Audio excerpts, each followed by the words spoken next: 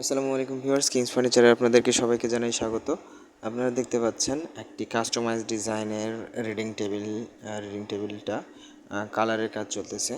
কালারের কাজ না, এটাতে এখন হচ্ছে টপ কোট মারা হচ্ছে। টপ কোট হচ্ছে লেকার পলিশের একদম শেষের কোটটা, যেখানে কালারটাকে গ্লোসি তৈরি করে। এখানে যে ফিনিশিংটা আমরা ব্যবহার করতেছি এটা হচ্ছে 100% গ্লেজ, মানে এটার গ্লেজটা হবে পানির মতো পুরো স্মুথ। আপনি গাল দিয়ে ফিনিশিংটা চেক করতে পারবেন, এবং হচ্ছে হাতের উল্টো পিঠ দিয়েও যদি আপনি ঘষেন তাহলে সেখানে আপনি ব্যথা পাবেন না, বা কোনো ধরনের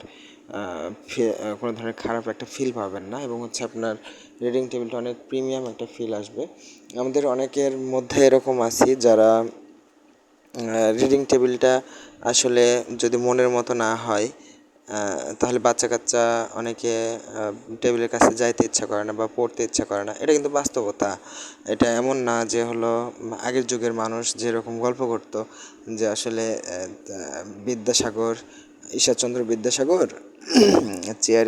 চেয়ারের যে হিলান দেওয়ার জায়গাটা ভেঙে, মানে খুলে রেখে দিত, এই কারণে যে সে যাতে সেখানে হেলান দিতে না পারে এবং যাতে ঘুম না আসে। এখনকার সিচুয়েশান আসলে সেরকম না।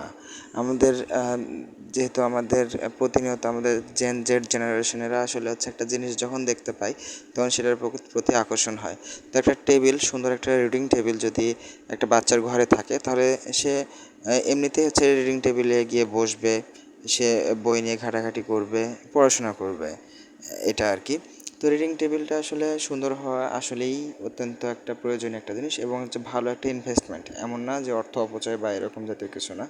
এটা আসলে এই কথাগুলো আসলে আমার না, এই কথাগুলো আমার, যিনি এই রিডিং টেবিলটা নিয়েছেন তিনি এই গল্পগুলো, তার সাথে এই গল্পগুলো হয়েছিল আমার। তো আমি শুধুমাত্র চিন্তা করতেছিলাম যে একটা মানুষের জ্ঞানের গভীরতাটা আসলে কতদূর পর্যন্ত হলে মানুষ এতগুলো চিন্তাভাবনা করতে পারে। এবং হচ্ছে আরেকটা বিষয় হলো, এই রিডিং টেবিলটা যখন আমরা তৈরি করছিলাম তখন একটা বিষয় খেয়াল রাখছিলাম যে উনি বলছিলেন যে ওনার মেয়ে তো পড়াশোনা করে, তো ওনার মেয়ের যে অঙ্কের যে পাকা খাতা, এই পাকা খাতা গুলো যাতে মানে হারায় যায়, মানে কোনো একটা জায়গায় রাখলে হারায় যায়। তো সেজন্য আমরা করছিলাম কি, টেবিলের যে নিচটা আছে, টেবিলের টেবিলের যেই মূল যে কাঠামো, যে বক্সটা, ওই বক্সটাকে আমরা ড্রয়ার না বানাই, কারণ ড্রয়ার বানালে দেখা যাচ্ছে যে হচ্ছে কিছুদিন পর প্রবলেম হয়।